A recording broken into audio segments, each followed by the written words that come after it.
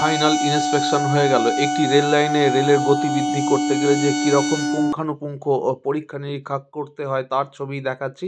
এখানে একটি LHS আছে যার ছবি আপনারা দেখতে পেলেন, এবং এই পুরো লাইনটি বর্তমানে মায়াপুর থেকে আরামবাগ পর্যন্ত ইন্সপেকশন চলছে। পুরো লাইনটি ইন্সপেকশন করা হয়েছে এবং সেই দৃশ্যই দেখাচ্ছি আপনাদের।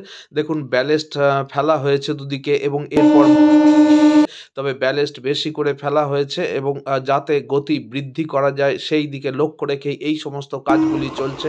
তারকেশ্বর থেকে বিষ্ণুপুর পর্যন্ত রেল লাইনটির ওপর যে বিশেষ গুরুত্ব দেওয়া হয়েছে, যে কথা আপনাদের কাছে বারবার আমরা উপস্থাপিত করি, আপনারা হয়তো প্রত্যেকে সেটি ভালোভাবে নেন না। তবে গতি যে বৃদ্ধি করা হবে এবং এখানে যে গেটগুলি তুলে ফেলা হবে এবং এই যে লাইনটিকে অনেক শক্তিশালী হিসেবে গড়ে তোলা হচ্ছে, কেননা পূর্ব ভারতের সঙ্গে পশ্চিম ভারতের যে সংযোগ স্থাপন সেটি কিন্তু এই লাইন দিয়েই হবে। সেই জন্য আজকে পুনরায় আবার ইন্সপেকশন চলছে এবং সেই ইন্সপেকশনের দৃশ্যই আপনাদের সামনে বর্তমানে তুলে ধরছি।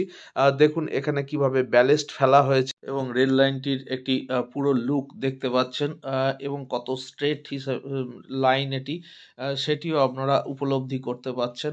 তো বর্তমানে আমরা দেখাচ্ছি ঠিক কীরকমভাবে এখানে ব্যালেস্ট ফেলা হয়েছে, যাতে করে যখন দ্রুতগামী ট্রেন কোনো এখান দিয়ে যাবে তখন এই লাইনের কোনো ক্ষতি না হয়, অর্থাৎ ভাইব্রেশনের ফলে স্লিপারগুলি প্রচুর কম্পন হয় এবং সেই কম্পন ধরে রাখার জন্য এই ব্যালেস্ট এবং মাটি দিয়ে বেডটিকে ভালো করে তৈরি করতে হয়, যাতে এই রেলের স্লিপার খুব বেশি কম্পিত হয়ে না বসে যায় এবং বসে গেলে ডিরেল হওয়ার সম্ভাবনা থাকে।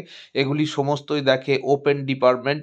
তো ওপেন ডিপার্টমেন্টের মাননীয় যারা ইঞ্জিনিয়ার আছেন তারা খুব দক্ষতার সঙ্গে এই কাজটি পরিচালনা করেন এবং বারবার ইন্সপেকশন করেন, যাতে করে বিন্দুমাত্র ত্রুটিও না থাকে। সেই জন্য একটি রেল লাইনের গতি আমরা হয়তো ভাবি যে খুব সহজেই বাড়িয়ে দেওয়া যায়, সেটি কিন্তু সঠিক তথ্য নয়। সঠিক তথ্য হলো এই যে রেলের গতি বৃদ্ধির জন্য যেটি প্রধানত দেখা হয় সেটি হচ্ছে রেলের যে বেড়, অর্থাৎ যার ওপর দিয়ে দেখুন বর্তমানে রেলটি আসছে, সেই বেড়টির স্থিতিস্থাপকতা বৃদ্ধি করা এবং সেটি শক্তপোক্তভাবে তৈরি করা।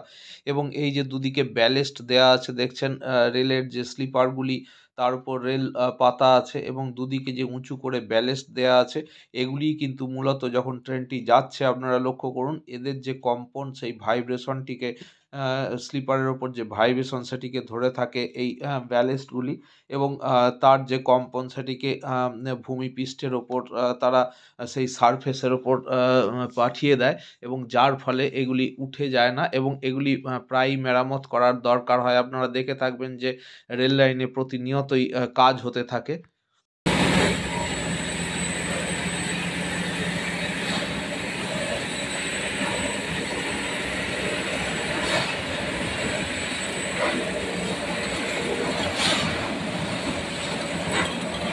দেখুন ঠিক এইভাবেই স্লিপারগুলি ঠিকঠাক আছে কিনা এবং তার নিচে ব্যালেস্টগুলি ঠিক মতো আছে কিনা সেগুলি কন্টিনিউয়াসলি দেখা হয় এবং যেখানে ফাঁকা হয়ে যায় সেই জায়গাগুলি আবার ব্যালেস্ট দিয়ে এইভাবে মেশিনের সাহায্যেও ট্যাম্পিং করানো হয়। সেই কারণেই এই মেশিনটির নাম হলো ট্যাম্পিং মেশিন।